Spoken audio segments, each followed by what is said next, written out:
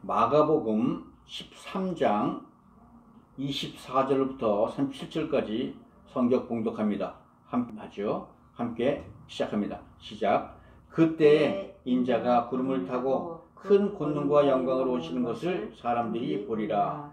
무화과 나무의 비유를 배우라. 그 가지가 연하여지고 잎사귀를 내면 여름이 가까운 줄 아냐니, 이와 같이 너희가 이런 일이 일어나는 것을 보거든 인자가 가까이 곧 문 앞에 이른 줄 알라. 주의하라, 깨어있으라. 그때가 언제인지 알지 못함이라. 가령 사람 집을 떠나 타국에 갈 때 그 종들에게 고난을 주어 각각 사물을 맡기며 문지기에게 깨어있으라 명함과 같으니, 깨어있으라, 내가 너희에게 하는 이 말은 모든 사람에게 하는 말이니라 하시니라. 아멘. 아멘. 할렐루야. 오늘은 예수 그리스도의 재림과 이에 따른 깨어있는 믿음에 관한 말씀을 나누고자 합니다. 여러분들 겸재정선의 금강전도라는 그 동양화 기억하시나요? 국보 217호 굉장히 유명한 그림이죠. 수묵화로 그려졌는데요. 수묵화란 채색이 없이 먹에 농담, 옅고 짙음만으로 그려진 그림들을 말하죠. 가까이 보이는 풍경은 짙게 그리고 멀리 보이는 산들은 겹쳐서 멀어질수록 흐릿하게 그리는 그런 기법입니다. 마찬가지로 이 성경의 예언서들도 미래에 벌어질 여러 사건들을 이런 방법으로 겹쳐가며 기술하죠. 곧 가까이 닥칠 가까운 미래의 사건들은 좀 더 자세하게 말씀해 주시고, 훗날에 벌어질 여러 사건들은 수묵화처럼 겹쳐 흐릿하게 표현한다는 것이에요. 오늘의 본문 감람산 강화에서도 앞으로 일어날 여러 환란들을 이렇게 겹쳐서 서술한 부분들이 많습니다. 지난주에도 말씀드렸지만 주님이 말씀하시는 마지막 큰 환란이 세 번째 겪을 마지막 환란이라고 말씀드렸었죠. 첫째는 주전 168년에 안티오쿠스의 제2성전 수룹바벨 성전에 우상 대문이 선 사건이 있었고, 두 번째는 주후 70년에 로마 장군 디도의 제3성전 헤롯 성전이 무너지고 예루살렘이 멸망한 사건이죠. 그리고 아직은 일어나지 않았지만 곧 닥쳐올 마지막 때 큰 환란, 이어서 이어지는 예수님의 재림. 가까운 미래의 사건은 좀 곧 확인이 되지만 먼 미래 사건들은 서로 겹쳐서 명확한 구별이 어렵다는 것이죠. 그러나 시대가 더 지나가다 보면 어느 날 모든 사건들이 뚜렷하게 구별되리라 믿습니다. 그런데요, 큰 환란이 일어나려면 역시 성전에 우상이 서야 되는데 이 성전이 이미 2000년 전에 없어졌잖아요. 그러니 세 번째 마지막 큰 환란이 일어나려면 먼저 다시 우리의 역사 속에서 성전이 세워져야만 하는 것이죠. 근데 20세기가 시작하면서 이스라엘에서는 제4성전을 다시 건설하려는 그런 움직임들이 활발합니다. 유대인들이 다시 제4성전을 세워 이스라엘의 완전한 회복을 꿈꾸는 것이죠. 그러나 현재 국제정서로 볼 때 꿈같은 얘기지만, 그러나 세계사적으로 볼 때는 정말로 중요한 이야기지요. 성전 건축은 우리 예수 그리스도의 재림과 깊은 관계가 있고, 이는 또한 세상의 종말로 이어지기 때문이죠. 그래서 주님은 본문 마지막에 이 말은 모든 사람에게 하는 말이니라 하고 특별히 못 박아 놓으셨어요. 즉 환란 예고가 제자들에게 주신 말씀이었다면 오늘의 재림 예고는 모든 사람들에게 알려주신 말씀이라는 거예요. 지난주까지 주님은 환란의 날에 제자들을 어떻게 보호하실 때에서 기록했다면, 자세하게 알려주셨다면, 오늘의 본문은 큰 환란의 클라이막스에 예수님의 재림과 재림이 대해 나타나고 이를 대하는 성도의 자세에 대해서 말씀하시는 겁니다. 오늘 이 말씀을 통해서 주님의 재림을 기다리는 그 믿음에 대해 우리 함께 말씀 나누기를 원합니다. 이 시간 주의 은혜로 영안이 열리고 귀가 트이는 놀라운 은혜 시간 되시기를 주의 이름으로 축복드립니다. 아멘. 먼저 주님은 마지막 때의 클라이맥스인 주님의 재림으로 말씀을 시작하세요. 우리 26절 함께 읽습니다. 시작. 그때 인자가 구름을 타고 큰 권능과 영광으로 오는 것을 사람들이 보리라. 아멘. 그렇습니다. 예수님은 구름 타시고 다시 오시는 줄 믿습니다. 할렐루야. 아멘. 구약이 오실 예수님의 초림에 대한 예언서라면 신약은 재림하실 예수님에 관한 예언서예요. 창세기에서 시작한 이 메시아 사상은 신약 요한계시록에서 재림하시는 예수님으로 그 절정을 이루어가죠. 성경이 그리스도의 재림으로 끝맺는 이유는 이 재림 신앙이야말로 기독교의 근간을 이루기 때문입니다. 생각해 보세요. 만약 주님의 재림하시지 않는다면 우리 믿는 자들은 영생도 보장할 수 없는 그런 의미가 아니겠습니까? 그러면 예수님이 재림하실 때는 무슨 일이 벌어질까요? 오늘 본문 24, 25절에서는 이렇게 설명해요. 그때 그 환난 후에 해가 어두워지며 달이 빛을 안내하지 아니하며 별들이 하늘에서 떨어지며 하늘에 있는 권능들이 흔들리리라. 그렇습니다. 큰 환난 후에 예수님이 재림하실 때에는 천지가 개벽하는 극단적인 변화가 있을 거란 거예요. 하늘에 해와 달이 빛을 잃고 하늘에서 별들이 떨어져 우주의 질서가 무너진다는 것이죠. 이를 계시록 8장 12절에서는 이렇게 말해요. 해 3분의 1과 달 3분의 1과 별들의 3분의 1이 타격을 받아 그 3분의 1이 어두워지니 낮 3분의 1은 비침이 없고 밤도 그러하더라. 더 나아가 베드로 후서 3장 10절에서는 이렇게 얘기해요. 그러나 주의 날이 도적같이 오리니 그날에는 하늘이 큰 소리로 떠나가고 체질이 뜨거운 불에 풀어지며 땅과 그 중에 있는 모든 일이 드러나리이다. 예, 지구가 소멸하는 인류 역사의 종말에 주님은 구름 타시고 우리 앞에 재림하신다는 겁니다. 마지막 때에 주님은 모든 사람들이 지켜보는 가운데 큰 영광과 권능으로 재림하실 줄 믿습니다. 아멘. 예수 그리스도는 처음 초라한 마구간으로 오셨지만 재림하실 때는 신적인 권능과 영광으로 영광의 심판주로 오신다는 거예요. 심판의 주여 만왕의 왕 되신 예수 그리스도는 분명히 그의 약속대로 오실 것이고 천사장의 나팔소리와 천군천사의 옹의를 받으며 능력과 영광과 심판의 권세를 가지고 오실 겁니다. 이제 주님은 주를 믿는 모든 자들을 죽음에서 영생의 부활로 옮겨주시고 나아가 죽음도 눈물도 아픔도 없는 새하늘과 새 땅, 새 예루살렘 성에서 영생을 허락하신다는 거죠. 아멘. 드디어 예수 그리스도께서 하나님이 역사를 시작하셨던 이 역사 속에서 하나님의 나라를 완성하실 줄 믿습니다. 아멘. 가장 먼저 재림하신 예수님은 먼저 세계 곳곳에서 믿음의 알곡들을 끌어 모으신다고 말씀하세요. 27절에서 이렇게 말씀하시죠. 또 그때 그가 천사를 보내어 자기가 택하신 자들을 땅 끝으로부터 하늘 끝까지 사방에서 모으리라. 아멘. 그렇습니다. 주님께서 자기 백성을 애써 모으시는 이유가 무엇일까요? 바로 이들을 상주시기 위함이란 거예요.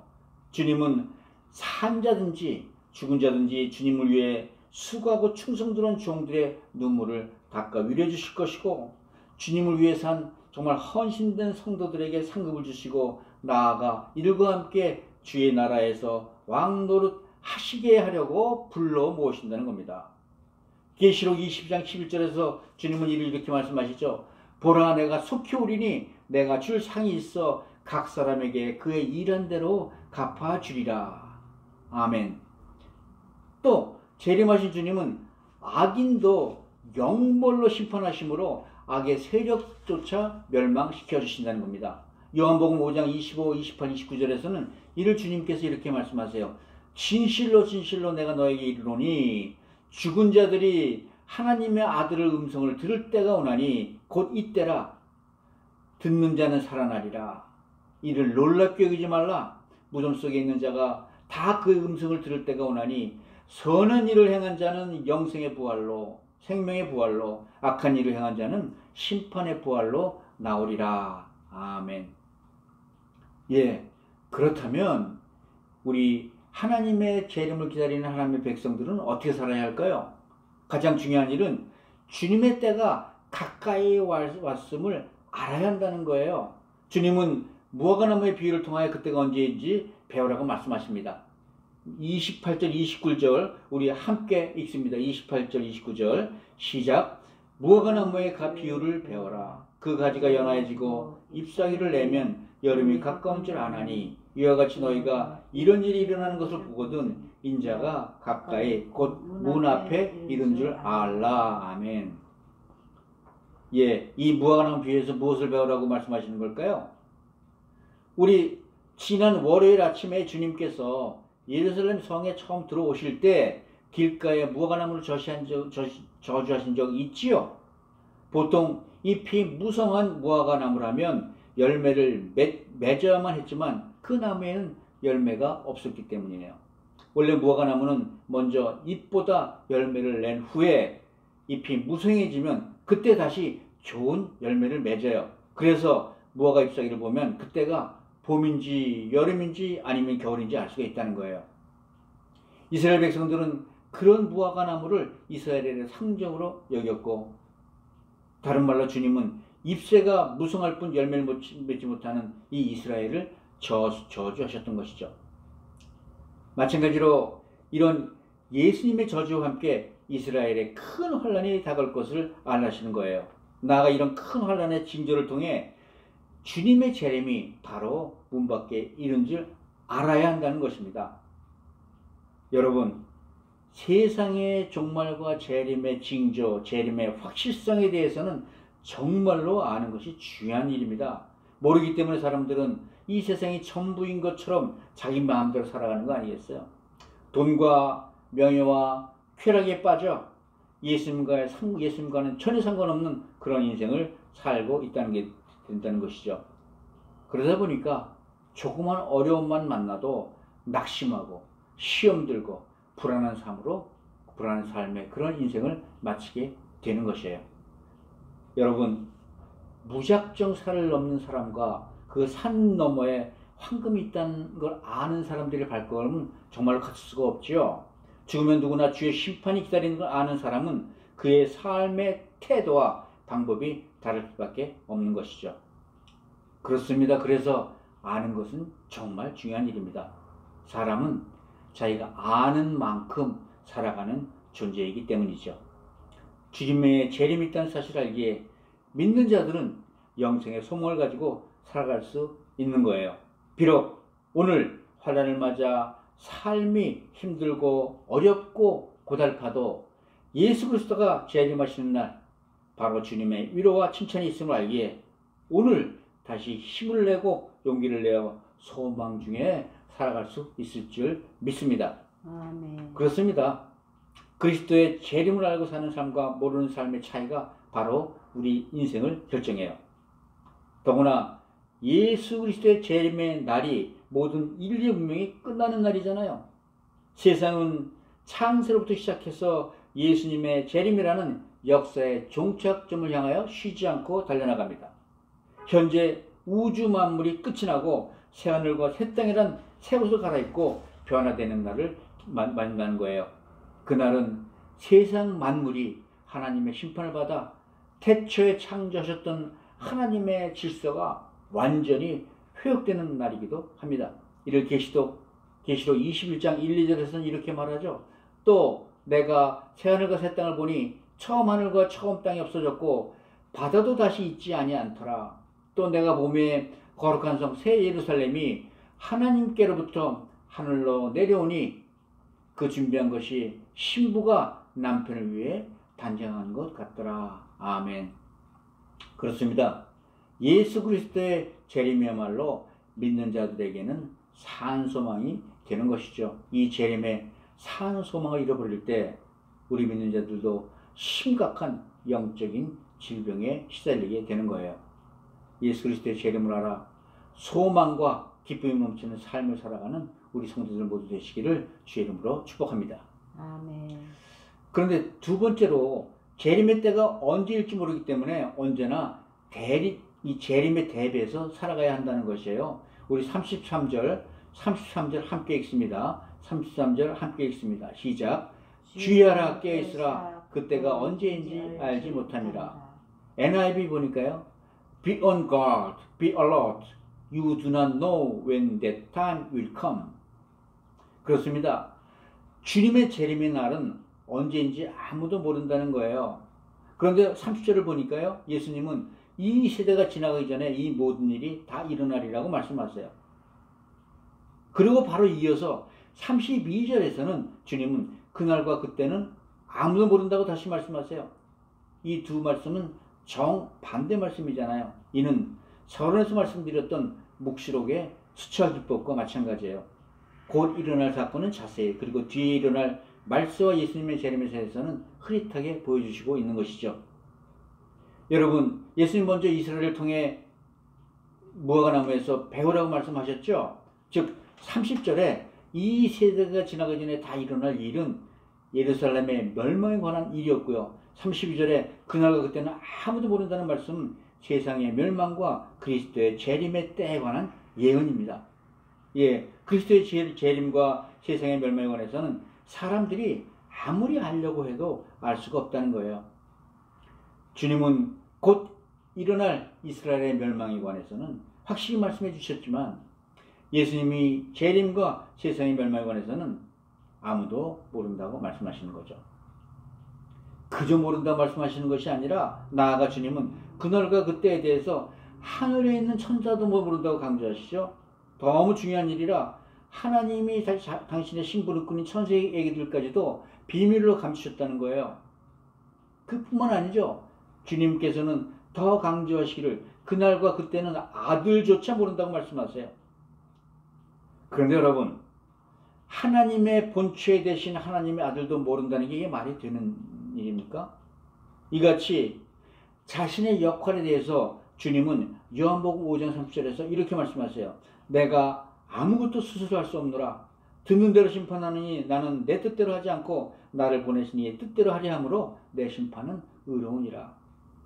그렇습니다. 주님은 심판할 자격은 있지만 하나님의 주권을 위해 스스로 자신의 역할을 제안하고 계신다는 거죠.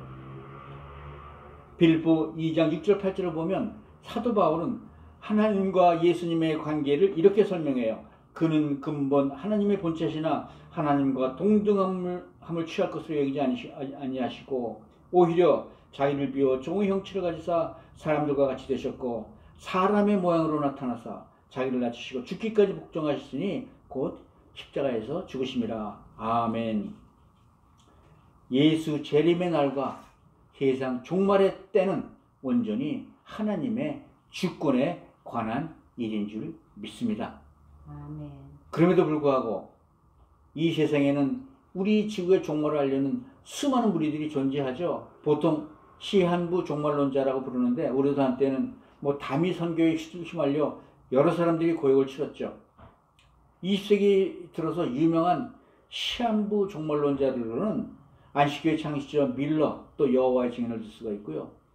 그러나 종교계뿐만이 아니죠. 세상에서도 또한 1517년 노스트라다무스는 1999년의 종말 예언은 정말 1999년이 끝날 때까지 그 위력을 발휘하게 됐어요. 여러분, 그러나 아직도 많은 사람들이 이 시한부 종말론자의 속삭임에 휘둘리고 있습니다. 안상홍의 하나님의 교회는 1971년부터 2012년까지 종말이 4차례나 온다고 예고하였으나 이 종말이 모두 연기됨에도 수많은 사람들이 이 말을 추정해요. 말세에는 미혹하는 영들이 성난 사자처럼 우리 주위를 맴돌고 있기 때문이지요. 더욱 영적으로 주위에서 영적 전쟁으로부터 승리해나가는 우리 모두가 되시기를 주의 이름으로 축복드립니다. 아멘. 또 주님의 재림을 기다리는 하나님의 백성은 영적으로 잠들지 말고 깨어있으라는 거예요. 주님은 문지기처럼 깨어있으라고 말씀하세요. 우리 34절 함께 읽습니다. 시작. 가령 사람이 집을 떠나 탑으로 갈 때 그 종들에게 권한을 주어 각각 사물을 맡기며 문지기에게 깨어있으라 명함과 같으니. 예, 어떤 주인이 집을 떠나 탑으로 갈 때 특별히 문지기에는 깨어있으라고 명령해요. 왜냐하면 주인이 언제 모르니까 밤에도 깨어있어야 언젠지 모를 주님이 마저 차별을 하란 말이죠. 그런데 본문 35절에 보니까 주인이 돌아올 때를 언급하고 있는데 조금 이상해요. 주인이 돌아올 때가 혹 저물 때일는지 밤중일는지 닭 울 때인지 새벽일는지 알지 못한다고 말씀하잖아요. 그런데 보세요. 이 특별한 시간대들.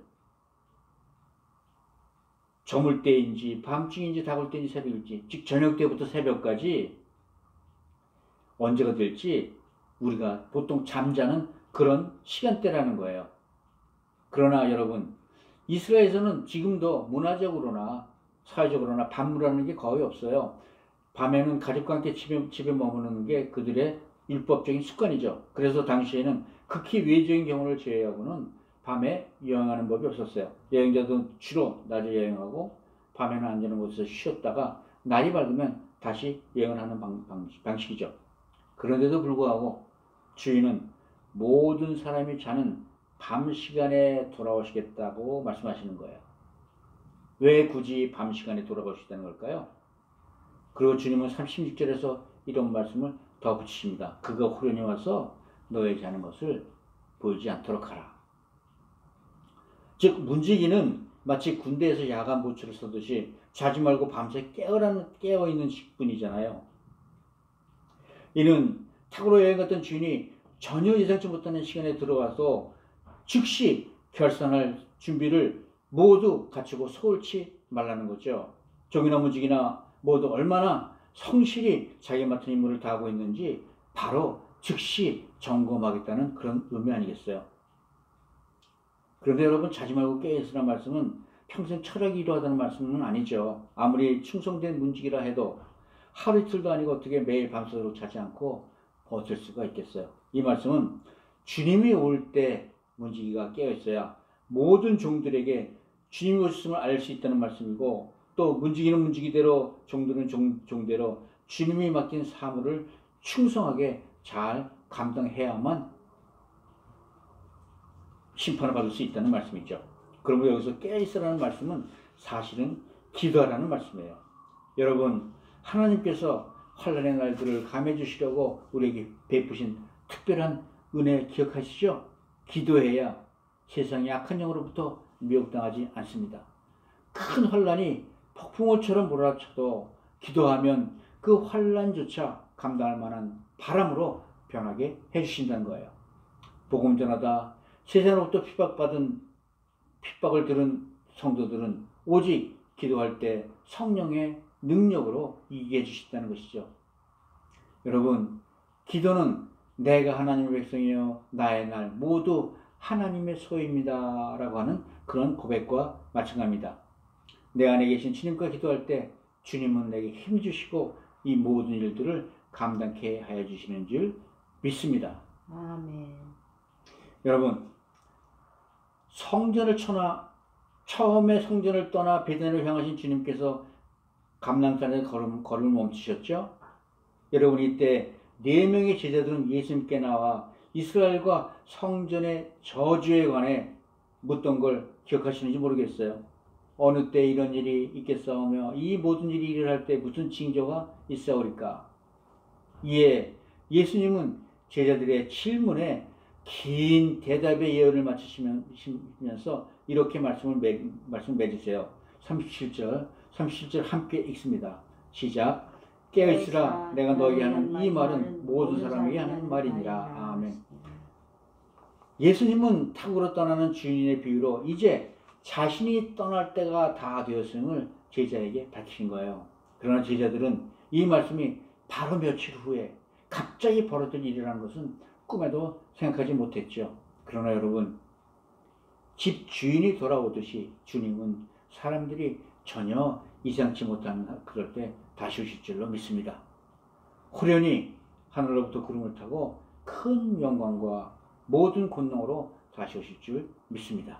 아멘. 여러분, 사실 예수님의 재림이 없다면 믿는 자들을 포함한 이 모든 세상 사람들에게 미래는 없는 것과 마찬가지 아니에요? 이것이 오늘 주님께서 세상 모든 사람들에게 말씀하시는 까닭인 줄 믿습니다. 그러므로 살아가는 날 동안 주님의 말씀을 마음에 새기고 깨어있으시길 바랍니다. 바랍니다. 아멘. 성전이 무너지고 하늘과 땅에 불이 풀어져도 하나님의 말씀만은 영원하시기 때문이죠. 기도하며 신실히 맡기신 일을 감당할 때 주님께서 힘주시고 능력도 허락해 주시는 줄 믿습니다. 항상 깨어있으므로 호련히 주님께서 오실 때 잘했다 칭찬받는 우리 모두가 되시기를 주의 이름으로 축복드립니다. 아멘. 이제 말씀을 맺죠. 사랑하는 성도 여러분, 세상의 종말에는 주님이 하늘로부터 구름을 타시고 재림하시는 줄 믿습니다. 아멘. 지금 이미 세상은 그 사이에 2000년 동안 수많은 환란의 징조를 보여주었지만 아직 마지막 날은 오지 않았어요. 그런데 한편 지금 이스라엘에서는 제4성전을 세우기 위한 모든 준비를 마쳤죠. 그러나 여러분, 이 제4성전이야말로 주님의 재림과 세상의 종말을 알리는 강력한 징조가 아니겠어요. 말세의 징조가 강하면 강할수록 믿는 자들에 대한 공중권세 잡은 자들의 도전은 또 방해는 더욱 기성을 부릴 줄 믿습니다. 그래서 이 마지막 때 주님은 우리 모두에게 말씀하세요. 주의하여 깨어있으라. 베드로 사도도 베드로전서 5장 8, 9절에서 다시 말씀하시죠. 근신하라, 깨어라. 너희 대적 마귀가 우는 사자같이 두루 삼키며 다니며 삼킬 자를 찾나니 너희는 믿음을 굳건하게 하여 그를 대적하라. 주님의 재림이 가까이 있음을 알고 대비하여 항상 기도에 힘쓰는 우리 모두가 되시길 바랍니다. 우리 모두 큰 환란의 징조를 알아 영적으로 깨어있어 끝까지 견디며 모든 일에 조심함으로 항상 기도에 힘쓰는 은혜 누리시기를 주 예수 그리스도 이름으로 축복드립니다.